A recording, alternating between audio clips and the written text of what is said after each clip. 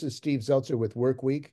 We're covering the issue of injured workers, workers' compensation system, and the attack on workers who get injured on the job and their struggle to have proper health care and conditions for themselves and their families. And joining us are some Longshore workers who are going to be having a rally on March the 23rd to speak out about what's going on with their injuries, what happened to them, and their struggle to get health care and compensation. My name is Tremaine Palms. I suffered numerous injuries within a 4-year period. I entered the industry in 2004, the latter part.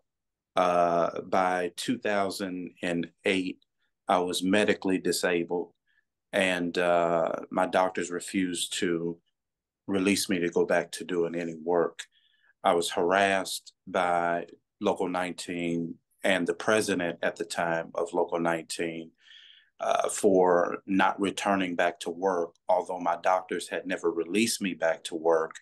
I was basically told by the president that I needed to get back to work. And so, feeling harassed, being also attacked on the job. The union was having meetings, Steve, in regards to myself. And during these stop work meetings that the union would have, the union would get up, the officials of the union would get up and say, hey, there's this guy who claims that he's injured, but he's really not injured. He's just lazy. He doesn't want to work. And so they were referencing me without saying my name. And they were obviously friends of mine who worked in the union who reported this information back to me. Additionally, the union also stated to me at one point that I needed to pay union dues while I had been out on injury and couldn't work. And so a lot of the harassment came through certain union members, most of them in leadership position. I was repeatedly assaulted on the job. Additionally, the employer SSA, on one occasion, there were more occasions, but on this particular occasion, I was working at SSA during the cruise ship season. I attempted to come back after years of being off work. My doctor and I sort of spoke about it. And this particular job, I wasn't around other longshoremen. So there was no risk of me kind of being assaulted on the job again. And she says, well, Palms, I won't release you back to work unless you can sit or stand as you see fit. And I said, well, this job allows me to do that. So this particular day for break, the bus comes and picks us up. They pick me up. They take me out to my car. I go and call my Longshore attorney. He and I had a brief conversation. And I was waiting for the bus to come and pick me up. The bus never came to pick me up. After about 20 minutes, I have to start walking all the way up the terminal to get back in the gate. When I approached the gate, the superintendent for SSA was waiting for me. The dock foreman was waiting for me. All these officials for SSA were waiting. And when I approached the gate, they're yelling and screaming and cussing me out like I did something wrong, right? And so naturally, I'm on the defensive because of all the years that I've been denied benefits and harassed on the job and injured on the job. And they're yelling and screaming and calling me all these names. And I said, wait a minute. I got 3 requests. Number 1, I want the business agent here immediately. Number 2, I want the video footage that shows when I left the terminal and the bus that picked me up, what happened to the bus that was supposed to come and get me? And after I said that, they said, go back to work.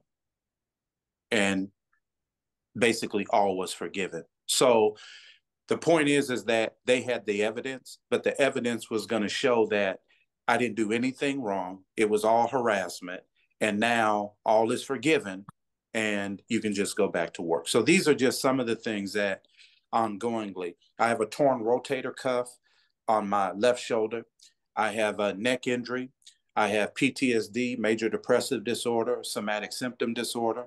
I have a left ankle injury that required surgery. It was torn in 4 places. I have a hip that needs to be replaced. I have spinal stenosis up and down my spine, and the list goes on. Out of the 4 or 5 attorneys that I had, no attorney ever brought up that I was covered under the Jones Act. That information is, in fact, I don't know how you even write up a claim and not, establish under what jurisdiction the claimant is entitled.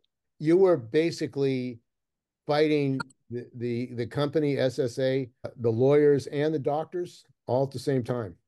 And the insurance carrier, Homeport Insurance. And what did the insurance carrier do to prevent you from getting your injuries taken care of?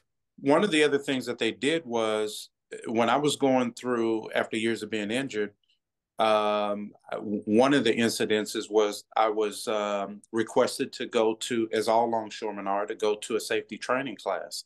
And I went to the safety training class, although I was still out on injury. They sent me the information, and so I went. And I had another longshoreman with me, and there were probably 75 other longshoremen who were kind of recertifying. And it wasn't a means of me saying I'm going back to work. It was, hey, you sent me the notice. You wanted me to go through the safety training, fine, but I'm not, I can't go back to work until my doctors release me back to work. So nonetheless, I was called out by the head guy of PMA. He's the guy that they hired to do the training, but him personally, he wasn't attacking me. He was called by PMA, the head office of PMA. And when they seen my name on the list, no one else in the 75 people, but my name was called. And he said, hey, is Mr. Palms here? I said, I'm Palms. I said, can I help you? He said, sir, I've been asked to pull you out of this class, and one of my colleagues would like to speak to you. So I had my witness sit everywhere I went on the waterfront. I always had to have a witness. So I told my witness, I said, come to the back with me. Let me see what these guys want. So we go to the back. PMA's on the phone. I get on the phone. They said, Mr. Palms, when are you coming back to work? I said, with all due respect, I said, there's a process. And once my doctors release me back to work, you'll be the first to know. There's no reason for you to harass me in a stop work meeting and ask me coming back to work. I haven't been released back to work. And they said to me on the phone, well, you need to tell your doctors to release you back to work. And I hung up the phone and walked out. 3 other times in the same meeting, they called me out again to go to the back and talk to them. After the second time, I told them, harassment, clearly harassment, you know. And at this point, I'd probably been out of work 5 years, 6 years. So it's like, yeah. So that was an incident. I had another incident where I already mentioned to you that when I wanted to go on break, they harassed me at that point, you know, and this repeated, harassment. The third time, let me tell you this. I went to Homeport Insurance to file an injury claim because they kept sending me to these IME doctors that were causing my symptoms to exasperate. And so when I did that, I could hear them on the phone downstairs, and they called upstairs and they said, hey, Torrance Palms is here. And so once they were notified that I was there, you know, I was asked abruptly to remove myself from the premises, or they were going to call the police to arrest me for trying to fill out an injury claim, because these IME doctors are harassing me, but they don't want it to go on the record. So they just want me to go away. And then they I got this too, Steve, by the way. So I can prove what I'm saying because I got the documentation where the defense attorney stated to my attorney that Mr. Palms is not welcome at Homeport Insurance. And if he comes back, you know, we're going to arrest him. He also states in the email that, well, we know that Mr. Palms probably is not aware that he's on this blacklist. Well, number one, what does it take to get on the list? That's what I want to know. Number two, was I ever made aware that I was on any list? The answer is no. So this is the harassment of Homeport Insurance, of the union, and the Longshore Harbor Workers' Compensation Act. My name is Kevin Foster. I'm a retired longshoreman. Yeah, I was injured on 2 separate occasions. My first injury was in 2009. where I was picked up by the port container crane and dropped in my semi tractor at one of the SSA terminals here in Oakland. And from the moment that I was injured, I was exposed to, not really knowing how the system worked, as far as, what rights I had. I didn't know that I could see my own doctor instead of having to see, doctors that were chosen, by the companies for me to see, that, told me there was nothing wrong. I had to go back to work on several different occasions. And as far as the Department of Labor goes, they only can give you like a recommendation as far as, say if your claim is controverted, if the employer says that, they don't find that your injuries are substantial enough to keep you off work, their doctor will tell you that, you have to go back to work. So you have to see a physician of your own to dispute that. And it's a tug of war through, the whole process. With me, it happened on 2 separate occasions because I was injured 2 different times. But throughout the whole process, you have these meetings, informal conferences that you have to go to discuss, with everybody involved, the insurance adjusters, your attorney, and the companies and the Department of Labor. And in my cases, both times, for every conference that I went to, I was never, told that the controversy that was put up on me was something that, would stand. So I was never in a position where I was forced to go back to work, but my issues were never really treated until once I had surgery. I had to go through the whole process of, being controverted. I didn't have any income coming in. And on the federal level, with a workman's comp, the way the Longshore and Harbor Worker Act, puts things, is you're supposed to get 2/3 of your salary for so long. But once you're controverted, your benefits expire and you don't have any more money coming in. They put the onus on the state for you to get, benefits. State disability will only cover you for, I think it's a full year. So once that runs out, you have no more income coming in. What other options do you have? You're saying that these company doctors challenge your injuries. Oh, yes, they do. Actually, they challenge your injuries. I have one company doctor wanted to be my treating physician.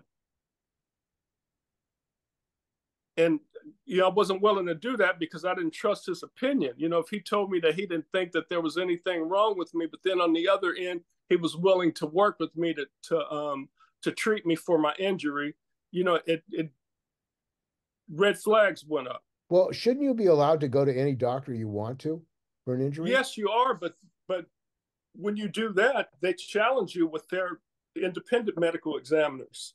And these independent medical examiners are not that independent, are they? I mean, and I don't believe they are. I think they work both sides of the table. And who chooses the independent medical examiners? The company does. Hello, everyone. Thank you for coming out to support us. My name is Stacie Rodgers. I have been a longshoreman for 20 years this October.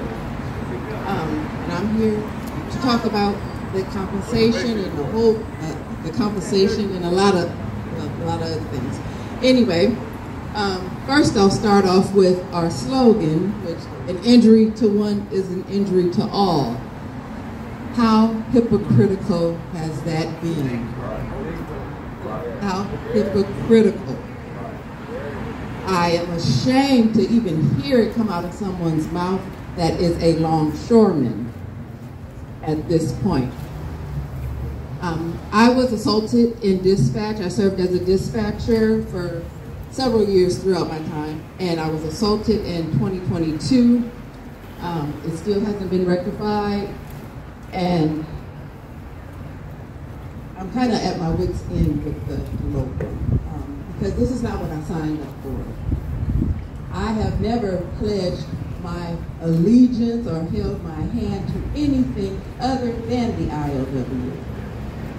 And for me, that's a very sensitive issue, to pledge anything to anybody or anything.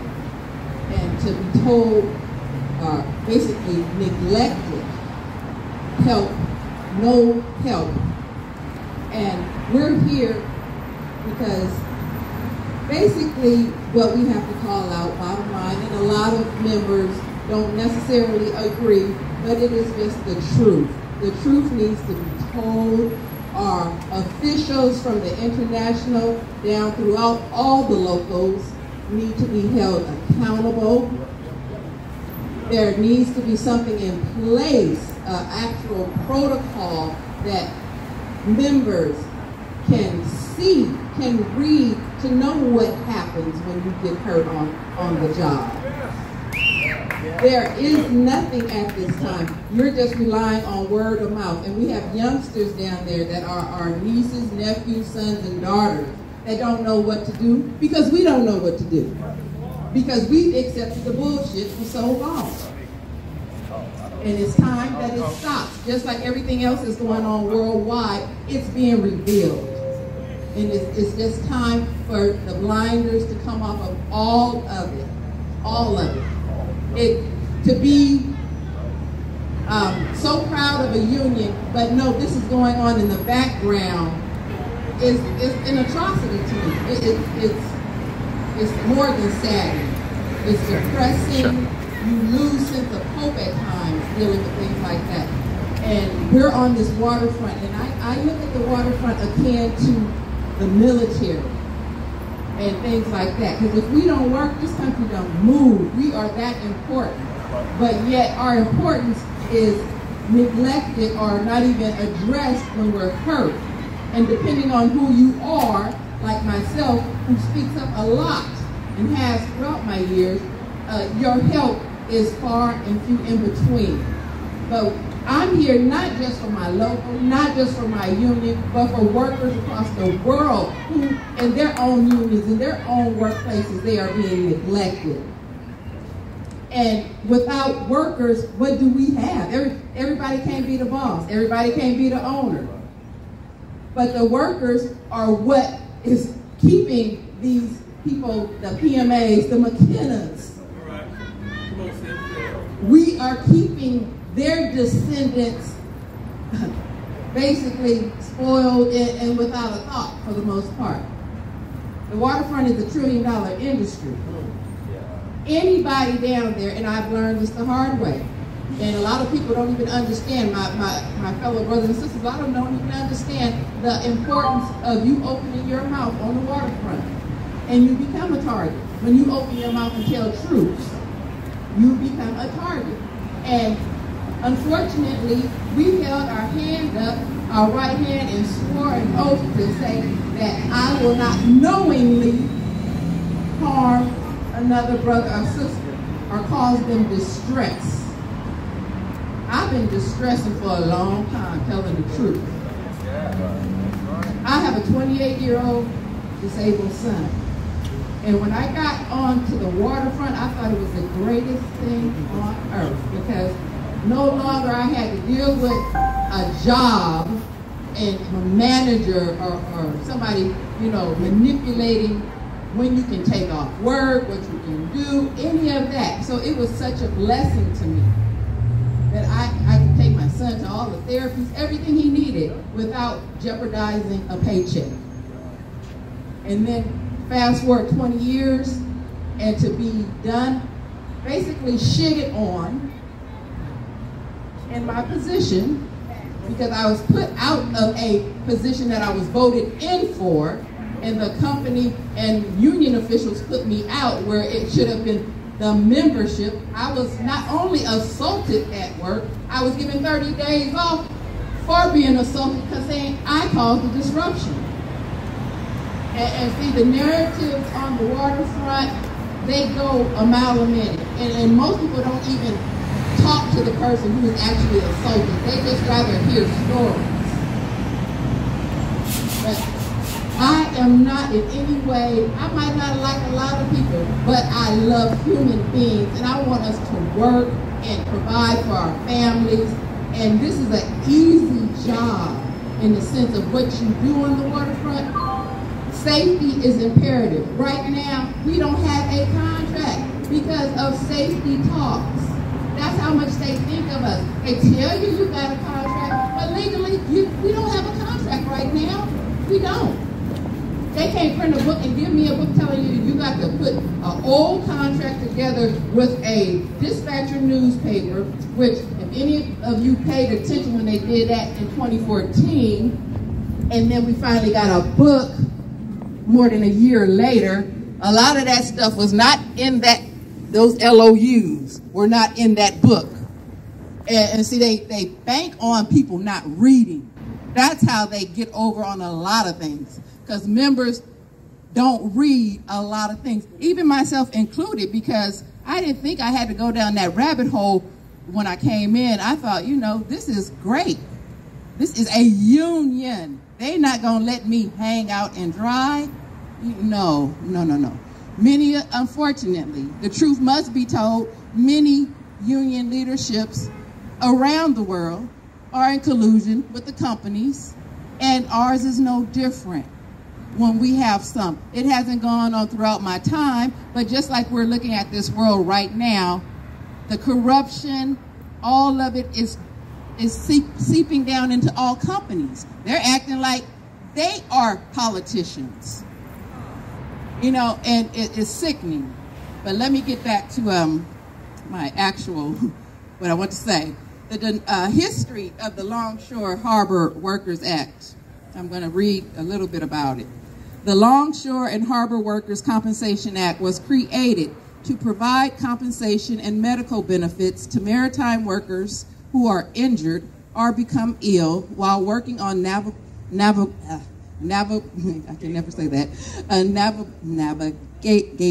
waters of the United States or in adjoining areas like piers, terminals, docks, etc.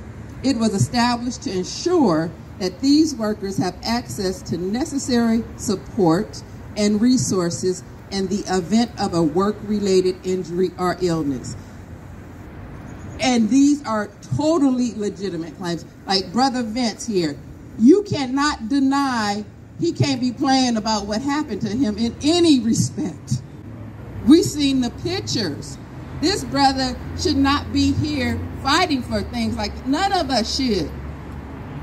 We've seen what happened, but for his money to be cut off, him to go, and that's another thing, they want you to go through all kind of loopholes and basically get you to the point of depression where you give up. Because I've been there until Brother Paul came to me, I kind of gave up on the bullshit. But I always knew that, you know, I had to face it still. And that's why I'm here, because it gave me a reason to get up and go on, knowing that there are some other sisters and brothers that really do care and really pushing the issue at this point. Because the majority, unfortunately, are afraid of I don't know what. Because when you got that book and said you're a registered longshoreman, couldn't nobody tell me shit, because I worked since I was 14. And you tell me nobody's the boss of me? Okay, well, now we're going to do what needs to be done and say what needs to be said. And that's how I roll. But then, unfortunately, roadblocks came upon me. And a lot of you know that. You know, just doing the right thing in the union gets you in trouble. And that's the sad part. That's why I'm here, and a lot of reasons just to stop fronting. We got to tell ourselves to stop fronting. A lot of it is just plain, simple fear amongst the members. They're scared to speak up, but yet you raised your hand to say, you know, basically I run this. As members, we all run it. But it's not supposed to be top down. It's bottom up. But we letting them meet without agreements. We're letting them meet in secret, then come back and say, oh, we got this from the LRC, or we did this. No membership approval, no votes in the membership, nothing. You know, there are cases where members were not disciplined for actual issues that should have been disciplined, and the company and our union agreed to not discipline members. I mean, how does that work? But when it comes to people they don't like, they quick to throw false citations and everything else against you. So that's where I'm here, why I'm here, to drum up support for all of it. All of it. Workers everywhere are going through hell. And we don't want to just get up to work, we work to survive and feed our family and enjoy life, learn something. Hopefully you learn something out of your employment. But right now, it's like we're fighting a never-ending battle. And like I said, I've been here for 20 years, and it's never been this corrupt. I don't paint everything as rosy, and it's never going to be perfect. I don't expect it. But the level of corruption in this nation and in our workplace is at an unprecedented high. I'm tired of it. We're tired of it, and it has to change. Everything is being revealed. There's a textbook. These lawyers that work for, represent us on the waterfront and the administrative law judges, they've written a book to circulate amongst themselves to teach them how to deny your claims. Yes, as brother is saying, it's in the 7th edition now. If you're interested, you can find it on Amazon.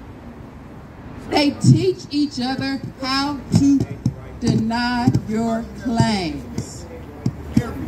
And if you cannot read and comprehend or have someone to interpret exactly what it is going on, you are SOL. You know what that means. And this book is like their Bible to how to treat you. We're going to keep them hanging on for such and such months, even though the Longshore Harbor Workers Compensation Act has specific guidelines for injuries and how much money a member should get, how much time off they should get. All these things, a lot of these things are very specified. However, they quick to put you back to work. And that's another thing, members who are hurt, unfortunately, some don't have ways or means to hang on and fight the fight, and they're forcing them back to work, which negates the whole purpose of the injury. So they're gonna say, oh, you're really not that injured. You came back to work. How does that work? So other brothers and sisters, they're gonna think the same thing. Well, it's not even worth the fight because they just gonna send me back to work. No, we as a collective are accepting the bullshit, and it stops now. It has to stop. And okay, and I'm gonna get off real quick. And in the other part of the code, I'm gonna talk about the COVID pay. This appreciation pay, COVID pay that we got for working through COVID. It's pennies on the dollar. Pennies for what PMA and these shipping companies made in the last 4 years. You know, it's more billionaires made in the last 4 years than in this entire country. I mean, just at that specific time period off of this COVID madness. But we got pennies for it. Not a single day of work off. I mean, our workplace didn't stop. It didn't change. It was like COVID didn't even exist in the sense of work. There's no such thing as work from home on the dock or anything of the sort. So you got to be there. And then others have to ask the question, I'm getting off, but beg the question of why such workers, that's what I say, we're so important in this world as dock workers across the world, is commerce. We weren't coerced into vaccines. The railroad was not coerced into vaccines. That begs the question that they know it was harmful. They didn't want us to be sick. And the other thing, we're exposed to chemicals every day on the waterfront and in the hall and everywhere else. And people need to start speaking up about this because the levels of cancer that members are having is astronomical. We're breathing in this stuff every day. And claims are being denied even on stuff like that. So, yes, please tell your brothers and sisters what's really going on and let them know they need to open their mouths. I thank you all for coming out and get on our union reps because that really is the crux of the problem. Put fire under their ass so they will move and represent us properly where we won't feel like we're out here on our own even though we paying dues to a union. Thank you.